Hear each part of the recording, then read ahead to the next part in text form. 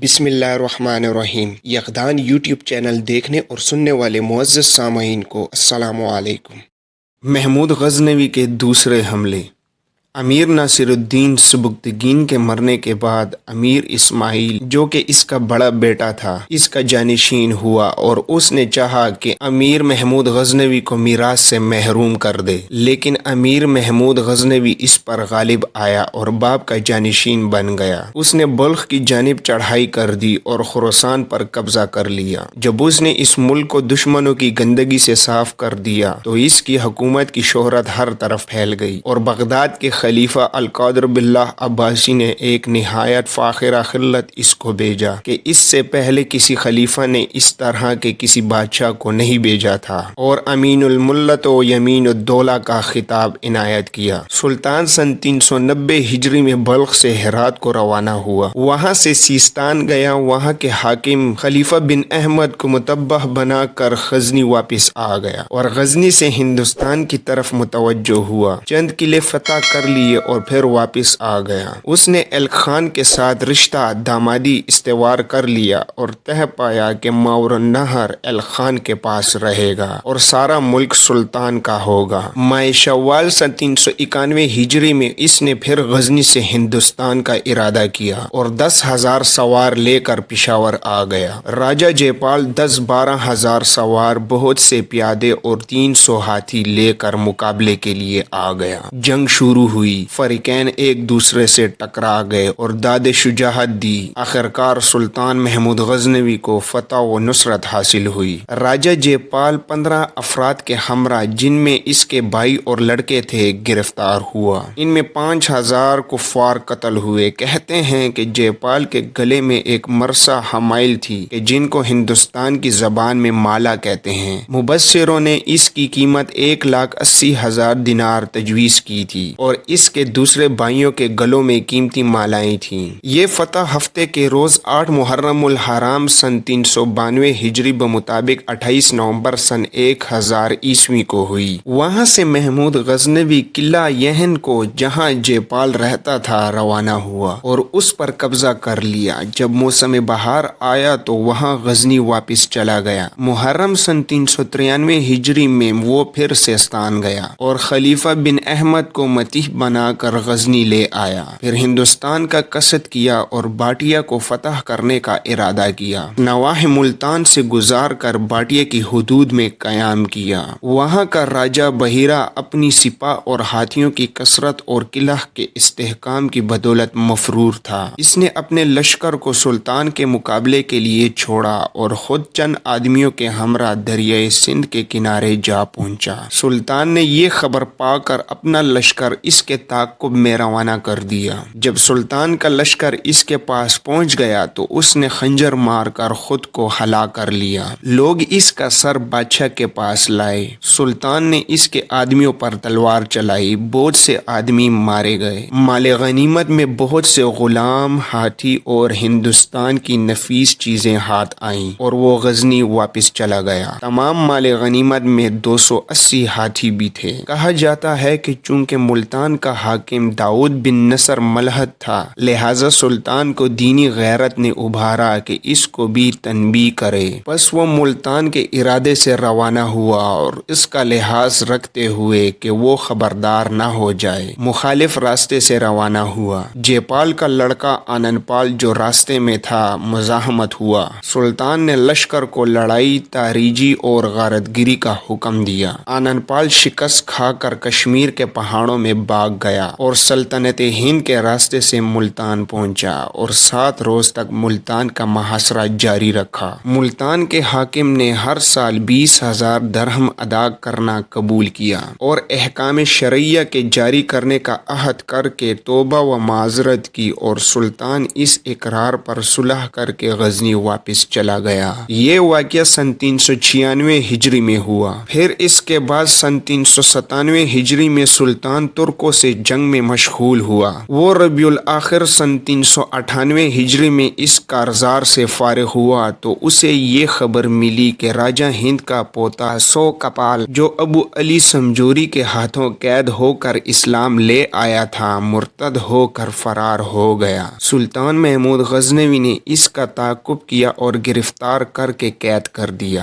بعد ازاں اسی قید میں وہ مر گیا۔ سلطان محمود غزنوی سن 399 ہجری میں دوبارہ ہندوستان آیا اور آنند پال سے جنگ کر کے اس کو شکست دی۔ 30 ہاتھی اور بہت سا مال غنیمت ہاتھ آیا۔ وہ وہاں کے قلعہ بھیم نگر کو روانہ ہوا اور اس قلعے کا محاصرہ کر لیا۔ اہل قلعہ نے امان چاہی اور قلعے کی پھاٹک کھول دی۔ سلطان اپنے چند آدمیوں کے ہمراہ قلعے میں داخل ہوا۔ سونا، چاندی، الماس اور جو کچھ بھیم کے زمانے سے جمع ہوا تھا لے کر واپس چلا آیا اور حکم دیا کہ اس کی قیامگاہ کے سامنے سونے اور چاندی کے چند تخت رکھ کر وہ سارا مال وسیع میدان میں ڈال دیا جائے تاکہ سپاہ اور رعایا اس کو دیکھ کر تعجب کرے۔ یہ واقعہ 4 صدی ہجری کے ابتدا میں ہوا۔ سلطان محمود غزنوی نے پھر سن 401 ہجری میں غزنی سے ملتان کا قصد کیا اور جو کچھ ملتان میں باقی رہ گیا تھا اس پر بھی قبضہ کر لیا۔ کرامتیوں اور ملحدوں میں سے اکثریت کو قتل کرا دیا، کچھ کے ہاتھ کٹوا دیے اور بعض کو قلعے میں بند کر دیا جو وہیں مر گئے۔ جب سلطان کو یہ خبر ملی کہ ہندوستان میں تھانیسر نام ایک شہر ہے اور وہاں کے بڑے بت خانے میں ایک بت ہے جس کا نام چکرسوم ہے اور ہندوستان کے لوگ ہنود اس کی پرستش کرتے ہیں، سلطان نے جہاد کے ارادے سے لشکر جمع کیا اور سن 402 ہجری تھانیسر کی طرف متوجہ ہوا۔ نرو جے پال کو جب یہ خبر ملی تو اس نے اپنا الیچی بھیجا اور پیغام ارسال کیا کہ اگر سلطان اپنے ارادے سے باز آ جائے تو میں 50 ہاتھی بطور پیشکش بھیجوں گا۔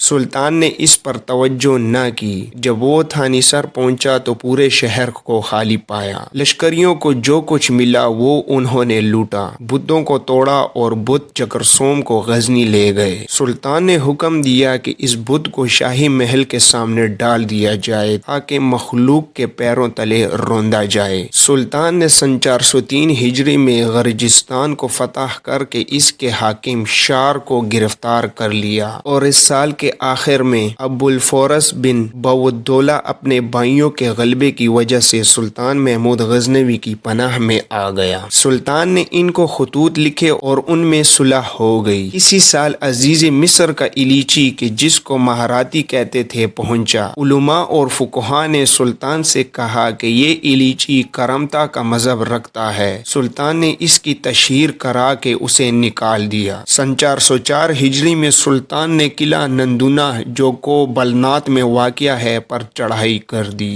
نرو جے پال نے تجربہ کار آدمی قلعے کی حفاظت کے لیے چھوڑے اور خود درائے کشمیر میں داخل ہو گیا۔ سلطان نے نندونا پہنچ کر قلعے کا محاصرہ کر لیا۔ قلعہ گیری کا تمام مال و اسباب جمع کر کے نقب شروع کی۔ اہل قلعہ نے امان حاصل کر کے قلعہ سپرد کر دیا۔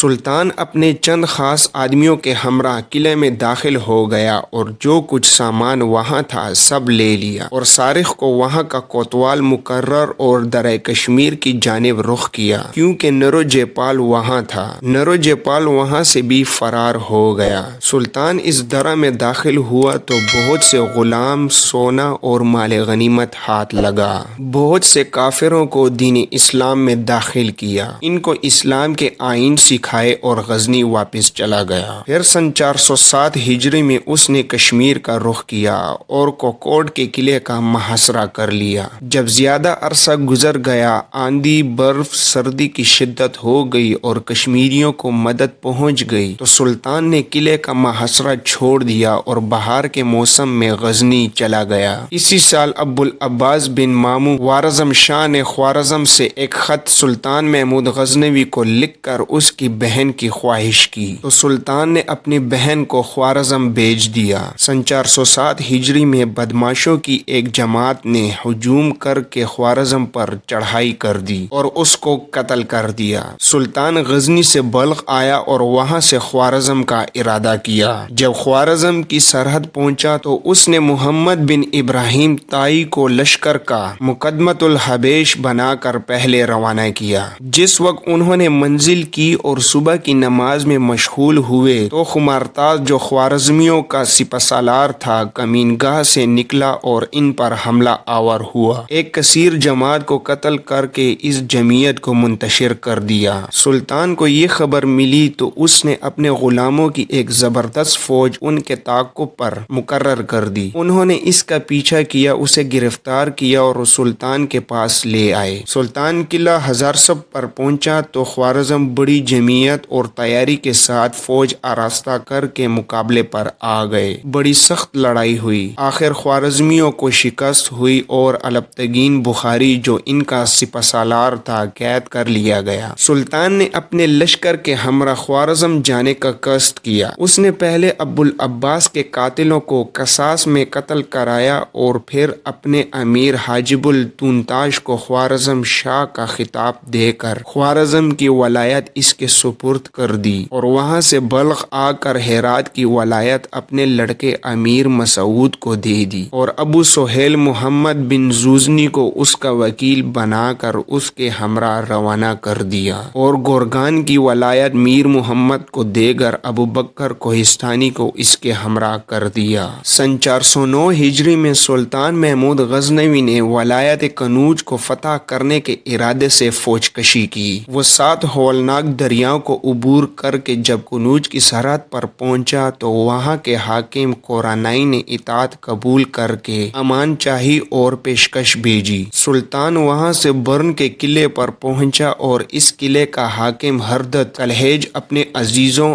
اور ہم قوم لوگوں کے سپرد کر کے خود کنارہ کش ہو گیا۔ اہل قلعہ مقابلے کی تاب نہ لائے۔ 10 لاکھ درہم کے جن کے 2,50,000 روپے ہوتے ہیں اور 30 ہاتھی پیش کر کے امان حاصل کر لی۔ پھر سلطان وہاں سے ماہون پر دریائے جمنا کے کنارے پہنچا۔ اس قلعے کے حاکم کلچندر نے ارادہ کیا کہ ہاتھی پر سوار ہو کر دریا کے پار جائے اور فرار ہو جائے۔ سلطان کے لشکریوں نے حملہ کر دیا۔ جب اس کے نزدیک پہنچے تو اس نے اپنے آپ کو خنجر سے ہلاک کر لیا۔ یوں قلعہ فتح ہو گیا۔ 85 ہاتھی اور بے شمار مال غنیمت لشکر اسلام کے ہاتھ آیا۔